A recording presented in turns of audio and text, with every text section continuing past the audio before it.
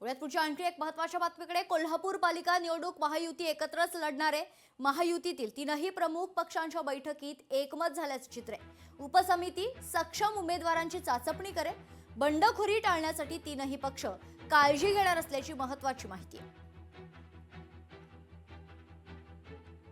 आज झालेल्या बैठकीमध्ये महायुती अभेद्य असेल असं ठरवण्यात आलं आणि त्याची उपसमिती एक निर्माण करण्यात आली की जे 81 नगरसेवक जे पुढच्या काळामध्ये घडणार आहेत त्यांचा अभ्यास करून ज्या पक्षाकडे निवडून येण्याची क्षमता असणारे उमेदवार त्या ठिकाणी असतील याची एक यादी आमच्याकडे तयार करून ती उपसमिती देईल आणि त्यानंतर मग आम्ही सर्वजण मिळून कुठल्या पक्षाला किती जागा द्यायच्या यावरती चर्चा करून आम्ही महायुतीवर शिक्कामोर्तब करून आम्ही साधारणतः 28 ते 29 तारखेला महायुतीची यादी आम्ही जाहीर करू.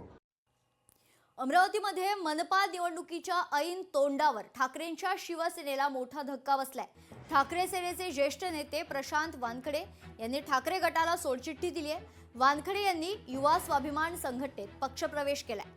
ठाकरे गट नेतृत्वहीन झालाय असं वक्तव्य प्रशांत वानखडे यांनी केलंय. उबाटातर्फे माझ्या फोनमध्ये आता 10-15 कॉल आहे आणि मी त्यांचे कॉल घेतले नाही कारण की मी या सर्व गडबडीमध्ये होतो. उमेदवारी नाकाराचा प्रश्नच नाही. उद्धव बाळासाहेब ठाकरेंकडे सध्या उमेदवारांची फार कमतरता आहे आणि त्याच्यामुळे नाकारायचा प्रश्नच येत नाही आणि म्हणून त्या पक्षामध्ये काम करत असताना आता नेतृत्वहीन पक्ष झाल्यामुळे आणि इथे सक्षम नेतृत्व असल्यामुळे मी या ठिकाणी प्रवेश घेतलेला आहे.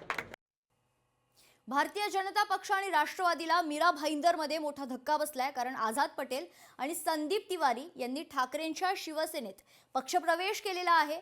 खरं तर दुपारी शेकडो गाड्यांच्या ताफ्यासह मातोश्रीकडे हे रवाना झाले होते आणि त्यानंतर मातोश्रीवर या दोनही बड्या नेत्यांचं पक्षप्रवेश संपन्न झाले. यानंतर आणखीन बडे नेते ठाकरेंच्या शिवसेनेच्या वाटेवर असल्याचं महत्त्वाचं वक्तव्य उद्धव ठाकरेंनी केलंय.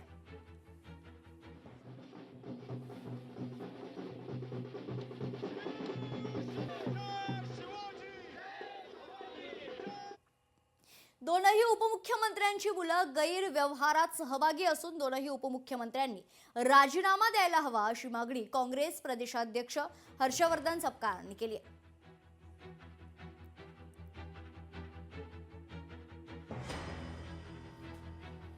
देवेंद्र फडणवीसांच्या इशाऱ्यावर ज्यांनी लाठी हल्ला केला त्यांची जालन्यावरून बदली ती साताऱ्याला झाली आहे आणि त्या साताऱ्याला बसून ते कशा पद्धतीचे अंमली पद्धतीचे काळे धंदे कसे रॅकेट कसं चालवतात हे पर्दाफाश झाल्यावरही अद्यापर्यंत कारवाई करायला तयार नाही.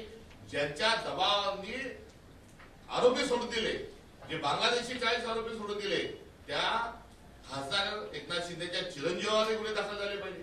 पार्थ पवारांचं प्रकरण जेवढं गंभीर आहे तेवढ्या त्याच्यापेक्षाही गंभीर हे एकनाथ शिंदेचं एफडी ड्रग्ज प्रकरण आहे त्याच्यापेक्षाही जास्ती गंभीर आहे. या दोन्ही उपमुख्यमंत्र्यांचा राजीनामा हा घेतला पाहिजे ही आमची असणारी देशाच्या पंतप्रधानांकडे आणि मुख्यमंत्र्यांकडे मागणी आहे. लोकशाही मराठी ऐका, पहा, जागरूक रहा.